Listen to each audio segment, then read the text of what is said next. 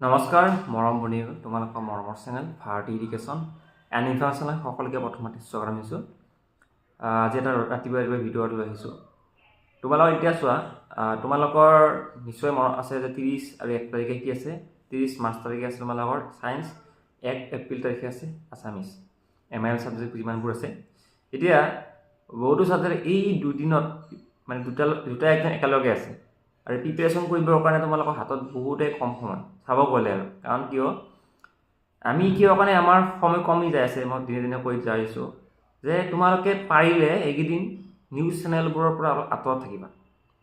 News চেনেলবোৰৰ পৰা কিয় কাৰণে আঁতৰত থাকিব কাৰণে কৈছোঁ মই, তেওঁলোকৰ বেলেগ টপিক নাই আৰু তেওঁলোকে এটাই মাথা মাৰি আছে যে ফাদিল কুৱেশ্যন পেপাৰ অমুক তমুক কৈ TRPৰ কাৰণে ভিডিঅ' চিডিঅ' বনাই আপলোড কৰিছে। সেইবোৰৰ ধান্দাত তোমালোকে আৰু নপৰিবা, মানে এই নিউজ চেনেলবোৰৰ পৰা আঁতৰত থাকা। আৰু এইবোৰে কি কয়, মানুহৰ যোনটো মাইণ্ড, সেই মাইণ্ডটো ৱাচ কৰে। আচলতে মই এইটো কোৱা নাই যে নিউজ চেনেল বহুত বেয়া, নিউজ চেনেল ভাল, নিউজ চেনেল আমি মাজে চাব লাগে, কিছুমান জ্ঞান পাওঁ। কিন্তু আমি এই পঢ়াৰ সময়ত আৰু এনেকুৱা বিতৰ্কৰ মাজত যদি আমি নিউজ চেনেলৰ ভিতৰত চাই থাকোঁ, তেনেহ'লে আমাৰ কি পঢ়াবোৰতো লোকচান হৈয়ে আছে, প্লাছ আমাৰ সময়খিনি লোকচান হৈ আছে। যিহেতু 20 তাৰিখে আমাৰ ইলেক্টিভ ছাবজেক্টবোৰ আছে, আৰু এই 20 তাৰিখে যিহেতু ইলেক্টিভ ছাবজেক্টবোৰ আছে, তাতে যদি আমি ভালকৈ লিখিব নোৱাৰোঁ, ভালকৈ যদি প্ৰিপেৰেশ্যন কৰিব নোৱাৰোঁ, তেনেহ'লে আমাৰ ৰিজাল্টটো কি হ'ব। তাৰপিছত সেইটোতো গ'ল। নেক্সট তোমালোকৰ আহিলে এতিয়া 21 তাৰিখৰ পৰা আমি পঢ়িব লাগিব, নন ষ্টপ পঢ়িব লাগিব।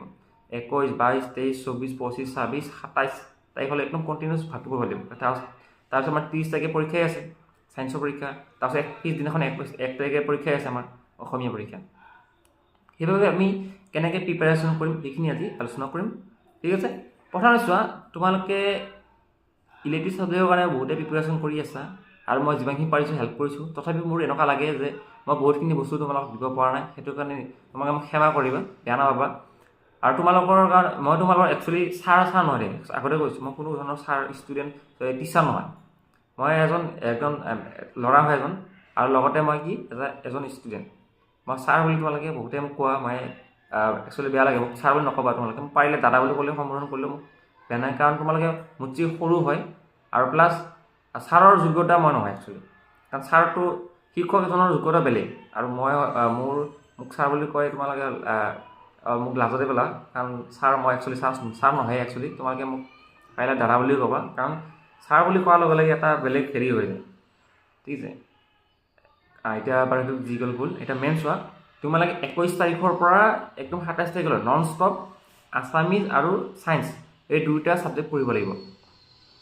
মানে ৰাতিপুৱা সময়ত অসমীয়া পঢ়িবা, আৰু ইভিনিং টাইমত তোমালোকে কি কৰিবা, ছায়েন্স পঢ়িবা। ইভিনিং ধৰি লোৱা তুমি 4টা বজাৰ বা 5টা বজাৰ পৰা ৰাতি 9টা 10টালৈ তোমালোকে কি পঢ়িবা, ছায়েন্স পঢ়িবা, আৰু মৰ্ণিঙত ৰাতিপুৱা 6টা বজাৰ পৰা দিনৰ 10টা 11টালৈ কি কৰিবা, অসমীয়া পঢ়িবা। এনেকৈ যদি তোমালোকে এই দুদিন যদি ইকুৱেল লেভেলত পঢ়া, ছায়েন্স যিমান পঢ়া, ছেম যদি তোমালোকে আছামিজো পঢ়া, তেনেহ'লে তোমালোকৰ কিন্তু এই সময়খিনিও ভালকৈ বাচি যাব, আৰু প্ৰিপেৰেশ্যনটো ভালকৈ হ'ব। আৰু যিখিনি পাৰোঁ তোমালোকক দিম মই ছায়েন্স আৰু অসমীয়াত, যিহেতু সময়ো আছে এতিয়া। আৰু তোমালোকে এইকেইদিন কি কৰা, 20 তাৰিখে যিহেতু তোমালোকৰ পৰীক্ষাই আছে ইলেক্টিভ ছাবজেক্ট, তোমালোকে ভালদৰে ইলেক্টিভ ছাবজেক্ট পঢ়াৰ কাৰণে চেষ্টা কৰা, আৰু যিমান পাৰোঁ মই তোমালোকে হেল্প কৰাৰ চেষ্টা কৰিম। আৰু নিউজ চেনেলৰ পৰা নিউজ চেনেলৰ পৰা দূৰত থাকিবা, কাৰণ তোমালোকৰ লগত মোৰো যিমান কষ্ট হৈছে, বা তোমালোকৰ মা দেউতাৰো বহুতখিনি কষ্ট হৈছে। দিনে ৰাতি তোমালোকৰ কাৰণে ৰাতিপুৱা শুই উঠাই দিয়াৰ পৰা, টোপনি পৰা যোগাই দিয়াৰ পৰা তোমালোকৰ মা দেউতাই বহুত কষ্ট কৰিছে। ভাত বনোৱাৰ পৰা, চাহ পানী ভাত বনোৱাৰ পৰা, গোটেইখিনি তোমালোকক দিয়াৰ পৰা, গোটেইখিনি সহায় সহযোগ কৰি আছে তোমালোকৰ মা দেউতাই। পৰীক্ষাৰ এক্সাম হলত থবা যোৱাৰ পৰা, ঠিক আছে, তেওঁলোকে বহুত কষ্ট হৈছে তেওঁলোকৰ।